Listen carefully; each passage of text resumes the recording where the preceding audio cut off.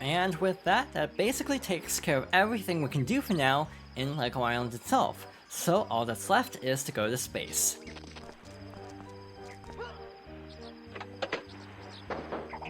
10, okay. 9, 8, 7, 6, 5, 4, 3, 2, 1. We have liftoff. Whoa!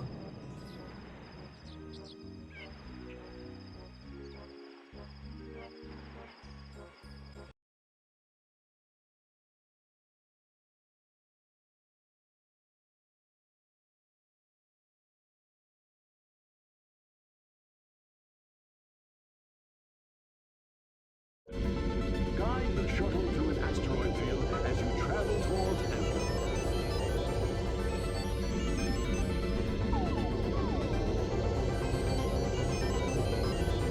One issue I definitely have with this game is the sound mixing. I definitely feel like some parts of the game are much louder than others, including this minigame. So we have to dodge all the asteroids. We also have to be very careful about our fuel usage, because if we use too much fuel, we'll also lose. We also can only afford to hit 5 asteroids in total. I thought this was a very difficult minigame as a kid. I don't know why, actually, because I actually find it pretty easy now. To be fair, I've always struggled a bit with depth perception, so I definitely think that was part of the reason why I struggled with this, but even now I feel like we'll be able to get through this without too much damage to the shuttle, hopefully. Again, sometimes we've had a few close calls just because I feel like I'm not quite gauging where the hitbox of the shuttle is, so I'm trying to be a little bit overly careful in some instances. But in general, this isn't too bad.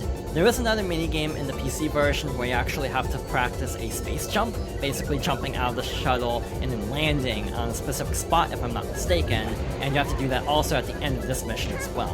The one in LEGO Island is a practice, and then there's an official one at the end.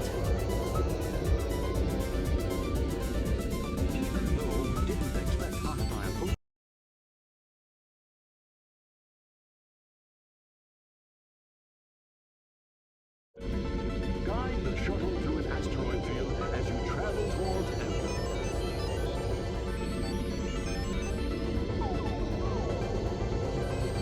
This is kind of an interesting mission. I remember struggling a lot with this as a kid, though to be fair, it is actually a little bit tricky even now. Basically, we have to make very fine movements here to avoid burning up too much fuel, while also dodging the asteroids that will also cause us to lose fuel if we hit them. It definitely requires a certain amount of finesse, and I definitely remember crashing into a lot of asteroids when I first played this game. Nowadays, I can get through it without too much trouble, but even then, sometimes I'll still have a collision.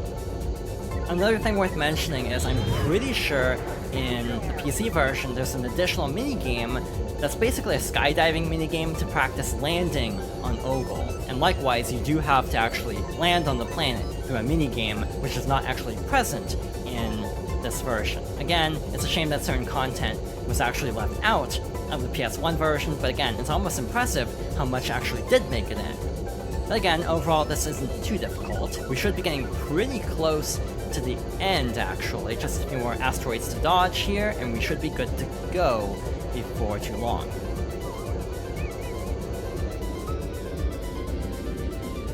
Even though you didn't expect hostile Opalite shooting at you, you took it all in your stride, Peppa. You're unflappable.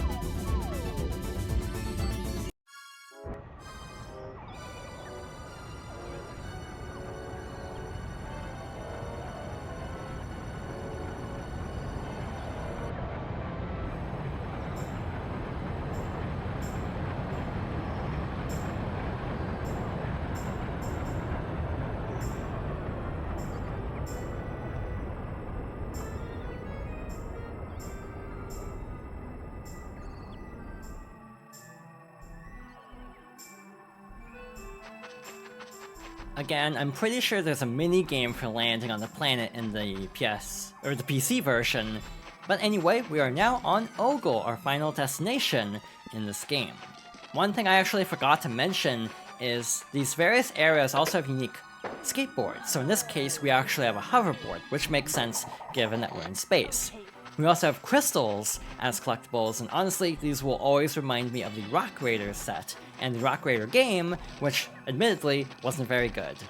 But over here, we have a makeshift pizzeria. Make enough pizzas to send the OGEL citizens to sleep.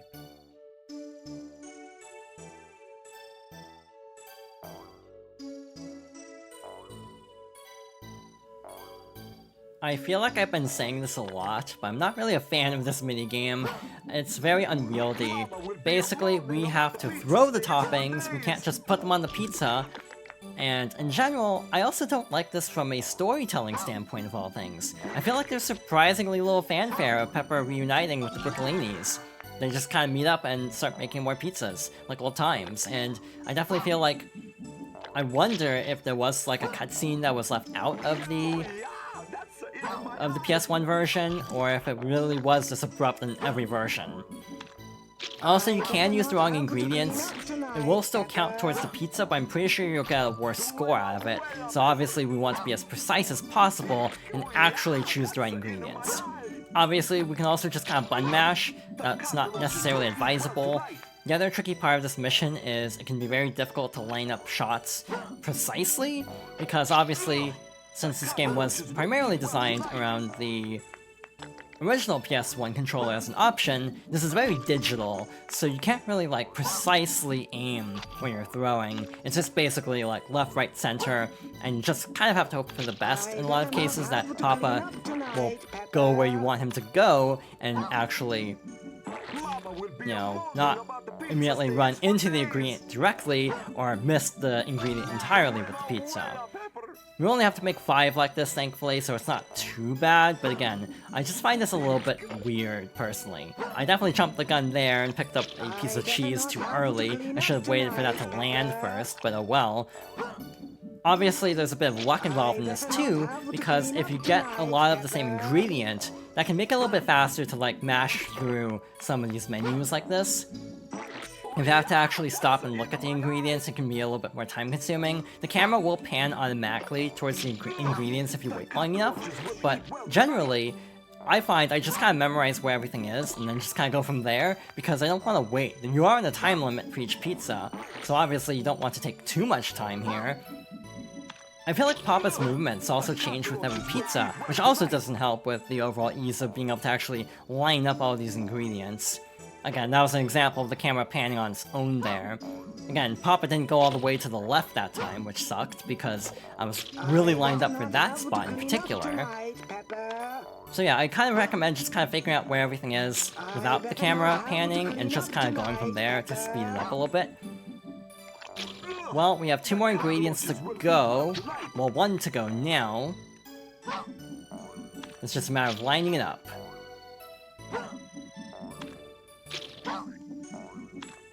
I better not have to clean up tonight, Peppa. This is not going great.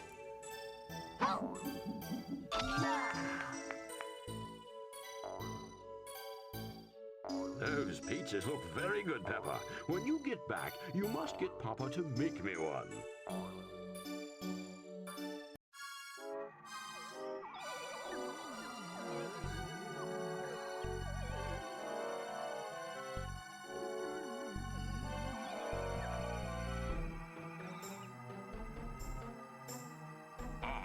Look how cute. They're falling asleep. Now that all of the OGEL denizens are out of commission, we can safely make our way over to the only other major point of interest in this area, which should be somewhere around here. I'm actually having trouble locating it. There it is, actually. This large tower over here.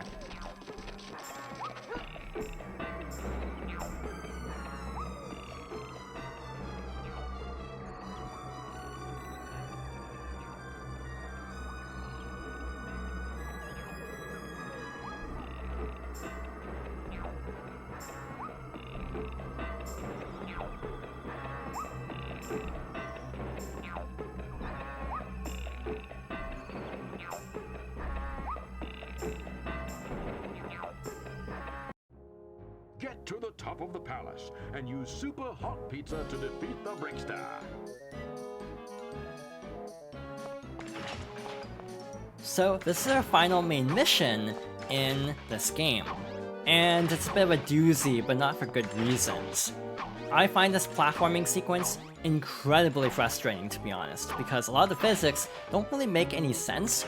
For example, later on, actually we just kind of almost clipped through a platform there, that was interesting. But also we have very sudden falling platforms that are very hard to avoid if you don't know they're coming, and also, up ahead, we should have something really annoying to deal with, which is actually a moving platform that Pepper doesn't move with. So up here, we have to move along with this platform manually, which is just really clunky in my opinion. I definitely feel like the physics are really off as well for the platforming.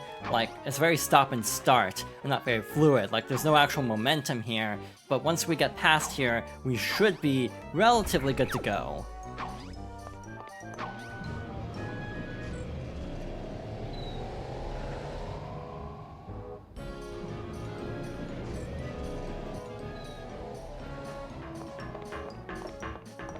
So all that's left is to throw pizzas at the Brickster.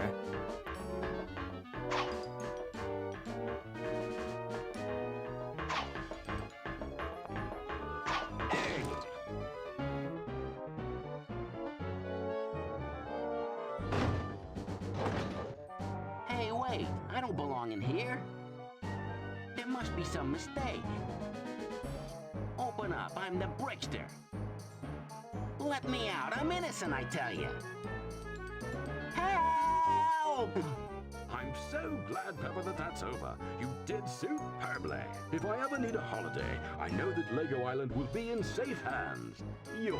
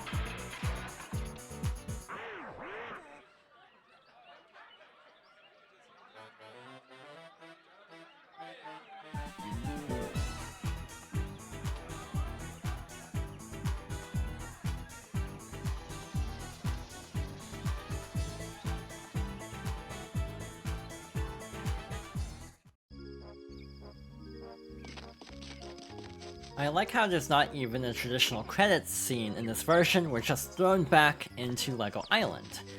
We still have one more minigame to go over at the skate park.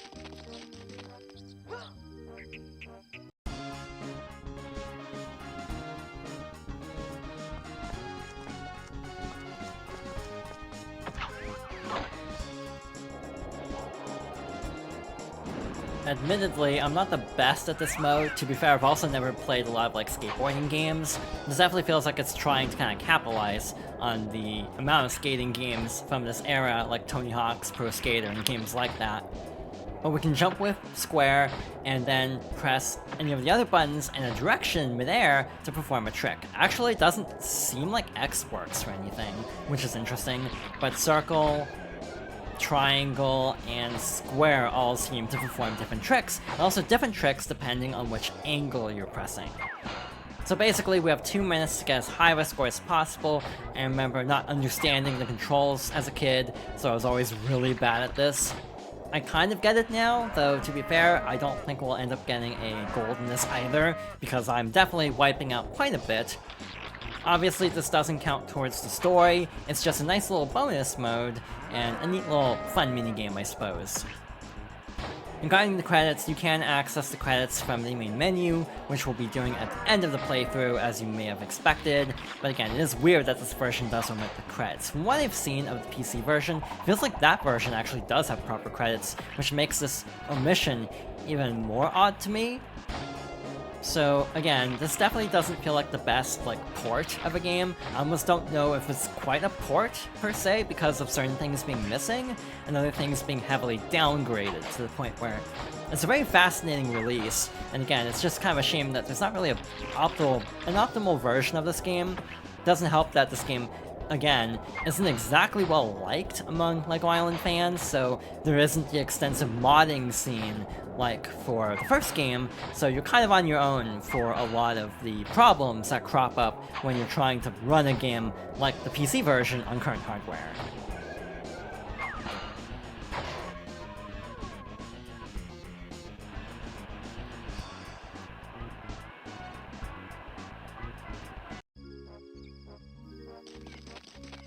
And with that, the last thing I wanted to show off in the main game was Pepper's house, so let's head over here.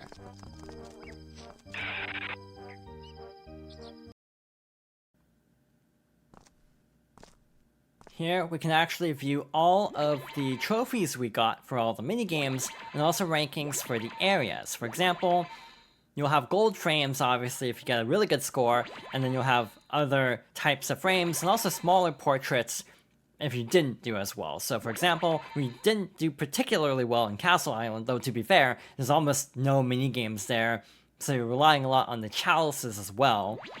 Meanwhile with OGEL, obviously you'll need to get a lot of the crystals and get really high scores in the minigames, and you actually did really well in Adventurers Island, though to be fair, there's so much to do there that it's not unreasonable to expect a really high score there. You also have all of the individual trophies, and they even have little sound effects to go with them, which is a cute detail. I'm not entirely sure how to feel about my performance in this Let's Play. In some ways, I almost feel like I did better than I expected in some minigames, and really didn't do particularly well in others. I definitely, again, wish I had gotten a few more golds, because there were quite a few minigames I struggled with as a kid, and it would have been nice to have gotten slightly better scores in some of these. These also feel kind of out of order, I feel. Why is Whack-A-Bot actually here? Though I suppose maybe all of the LEGO Island ones are grouped together at the end with OGEL, which seems like an odd choice. Because again, up to that, and then the skate park is actually a separate one, not with the LEGO Island one, so again, it doesn't necessarily make sense. As a kid, I remember going through the sound effects really quickly because I thought it was funny. But anyway, that basically wraps up our look at the main game, so I don't know if we can actually quit to the main menu from here.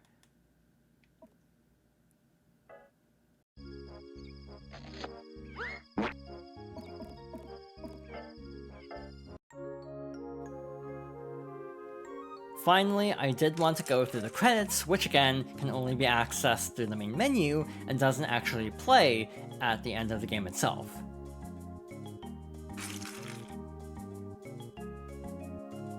So that was a playthrough of LEGO Island 2. Again, I don't quite know how to feel about this game.